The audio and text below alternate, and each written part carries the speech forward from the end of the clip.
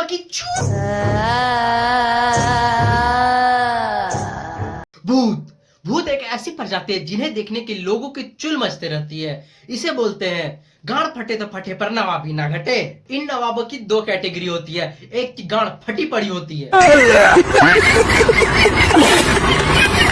और एक की फट रही होती है, पर वो दिखाना नहीं चाहते कि फट रही है, क्योंकि लड़कियों के सामने उनकी नाक कट जाएगी। बहन जो डर से यहाँ जो गांड फट रही है वो कौन सी लेगा।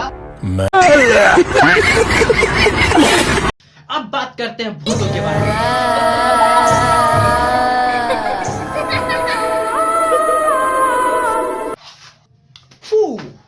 तो अब बात करते हैं भूतों के बारे में। भूतों की दो कैटेगरी होती है, पहला है इंडियन और दूसरा इंटरनेशनल। पहले बात करते हैं इंडियन भूतों के बारे में। इंडियन भूतों का नाम इतना है, कैटेगरी इतनी है, प्रजाति इतनी है कि बस नाम सुन के फटने लगती है।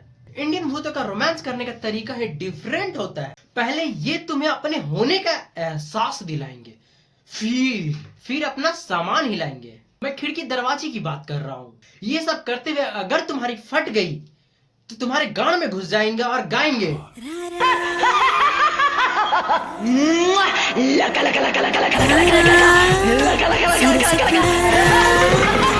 अब बात करते हैं इंटरनेशनल भूतों के बारे में। इंटरनेशनल भूतों का आंख पैर कार कहीं भी हो सकता है। टेंशन मतलब इससे कोई फटने की बात नहीं है, क्योंकि ये हमारा कुछ नहीं बिगाड़, क्योंकि हमारी औकात नहीं है वहां जाने की और उनको कोई वीजा पासपोर्ट देगा नहीं।